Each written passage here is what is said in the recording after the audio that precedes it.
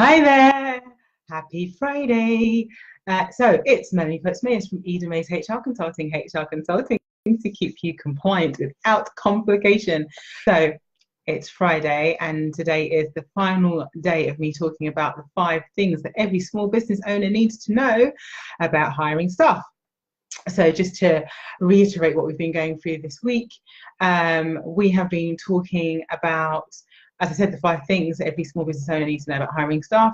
So not just recruiting staff, but if you've got someone who's going to come in as a freelancer, if you've got, oh, hi Daniel, if you're watching live, say hi. If you're watching on a replay, do hashtag replay and say hi.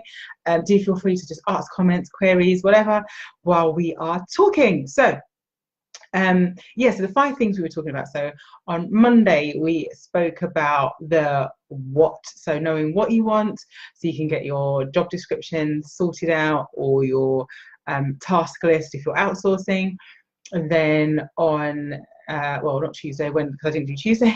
On Wednesday we spoke about organize, so how you make sure you detail how the work's done. So kind of like that thing, like that kind of process mapping, take this step, this step, this step, this step, this step to get the work done. And we talked about outcomes, so being outcome focused, really knowing what outcomes you're expecting from whoever's going to be delivering that service for you. And we talked about KPIs, so normally outcomes you use for employees, and KPIs, key performance indicators even, you use for external companies. So if you're outsourcing some work, then you would have some KPIs about, you give them your, I don't know, your pay data by this date, and they will give you back the pay slips and what you need to pay your staff by that date. So, those kind of things.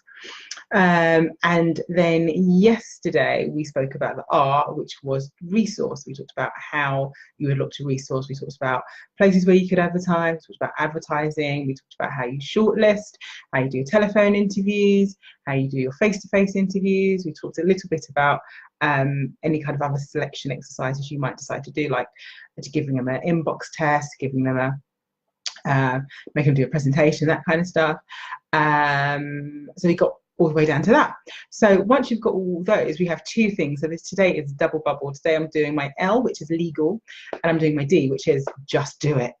So I'm going to take you through those 2 things real quick. Again, if you have any questions, just put them in the comments. As I said, if you're watching live, say hi. Watching replay, do hashtag replay. And if you think there's anybody who might be interested in this, who's in your circle, please do share it as well.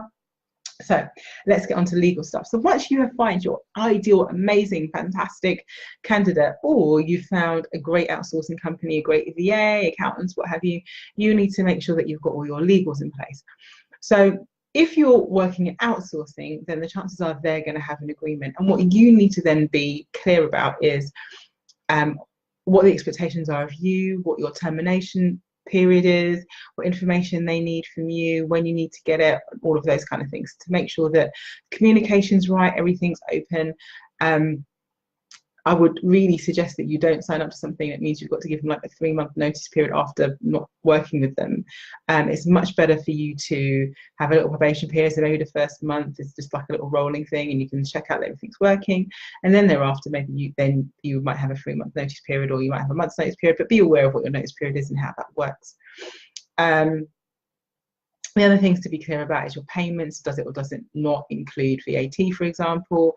Is there any provision for additional expenses?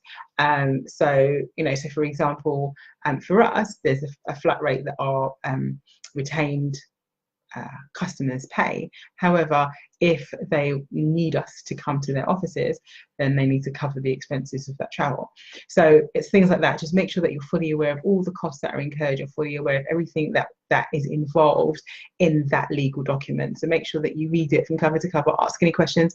There's no such thing as asking a silly question when it comes down to it. Make sure that you've got your legals right and you're comfortable before you sign on the dotted line. When it comes down to employees, then there are a bunch of things that you need to do. So you have your terms and conditions, your contracts of employment. Technically, you have 2 months to get that to an employee. I would always say, and I don't really know anybody who would resign from another job or anything without seeing their that employment contract with not knowing their, you know, their job title, their salary, who they're reporting to, without seeing what benefits they might get, without seeing what the probation period is and how that works. And also, you know, the other kind of things that you would have in your employment contract, so that the non-compete, so whether or not, you know, who else they could work for, and the confidentiality agreements, all of those kind of things. Especially if you've got someone who's doing like salesy type stuff, you don't want them to then go and poach your clients and things. You want to have good terms that are in there, so you want to make that's making sure it's protecting you. But you need, but obviously for the individual who's joining, they want to also be clear that if they did leave at any point in time, they would be able to still work, and they wouldn't lose income. So you need to really be clear about your terms and conditions, everything that sits within your contract. Generally speaking, when you make someone an offer, you probably just give them a call and say congratulations, you were successful. You'll talk to them in general about the offer. So you're going to do this role, this is what your salary is going to be. You know, we pay on the last day, working day every month, we pay on the 15th of every month, or whatever you do. You kind of have that kind of conversation. But thereafter, once they said they're interested, they would expect to see a contract of employment. They would expect to see their terms and conditions. So you need to make sure that you have that document ready. So you're ready and prepared, that all you need to do is put in their name and their address and their job title and their salary and maybe a few other things, and then that'll be it. You can just send it off to them. The other thing to be clear about is any policies or processes that they really want to see beforehand. A lot of organisations make sure that, you know, their data protection is signed, their IT security is signed, make sure that they've got visualisation of things like an expense policy if travel's required. For most of our clients, we always have like an employee handbook, so you've got grievance, discipline, all those kind of things. Those can really be done on the first day, but you need to, again, make sure that you've got that all prepared beforehand. So if this is your first employee, you need to make sure you've got a good pack of, these are my employment contracts, these are all my policies and procedures, my employee handbook, so you've got it all there. So that's the good thing that you need to do. So my notes are down here. Also, don't forget on the legals that now, even if you only have one employee, you have a responsibility to have a pension scheme. And with auto-enrolment, you automatically enroll them into that pension scheme, and then they have to opt out. So also make sure that you've got that all set up. So we talked about that. Then the other thing to make sure that you've got, once you've got your ideal employee, is around your induction and your training. So I know how hard it is as a small business owner. You've got so much to do and you are so busy. It's really easy to let someone come in and kind of bumble along to find their way. But honestly, lots of people, there's a high proportion of employees who leave within their probation period, because you have to understand that, generally speaking, if someone's interviewed with you, they've interviewed at other places, and it may well be that you were the first to come back and offer them a job that they accepted, but they're still in that pipeline in the beginning. They're still just seeing whether or not this is going to work. So you need to give them amazing candidate experience. So make sure that you have scheduled out the time to spend with them. Make sure that you've got, you know, and it might be, okay, I'm going to spend a couple of hours with you every morning, and then I'm going to give you a bunch of stuff to do during the day because that's all that you can do. Or I'm going to, you know, first day I'm going to spend a bunch of time with you, and then I'm going to meet in the middle of every day, so then I can talk to you about what you've done in the morning, we can go through stuff, and then you're going to do stuff in the afternoon. But you have to work out how you're going to do that. You have to work out how you're going to train them and get them up to speed, because you don't want to be paying them a salary for them to be bored and doing nothing, but you also want them to feel supported and loved and, you know, strengthened, be really nice to them. So you need to be able to do that. So make sure that you've planned their induction and their training. Make sure that you're having regular one-to-ones with them to make sure that they're happy and any issues are being addressed. A big thing is also about making sure the tech works.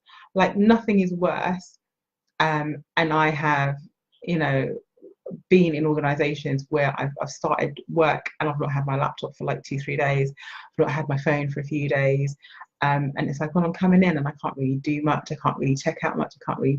So it's really good to make sure, you know, your computer, their laptop's ready, if they've got a mobile phone, that's ready, all the things that they need access to, if it's a notepad, a pen, whatever it is, that they know what all of those things are, and you can direct them towards them, because it makes for just a much better candidate experience. And the other thing to remember is don't forget to ensure that you are registered with your local tax office for you paying your tax and your employer's tax and NI. So you need to make sure you do that. It takes about 4 to 6 weeks for that to click in. So it's really important that you get that done the moment you start looking for employees to make sure you've got all of your ducks in a row. So that was my my legal. And then the next bit is the D, the just do it. So it takes time and commitment to build a team or to outsource your work.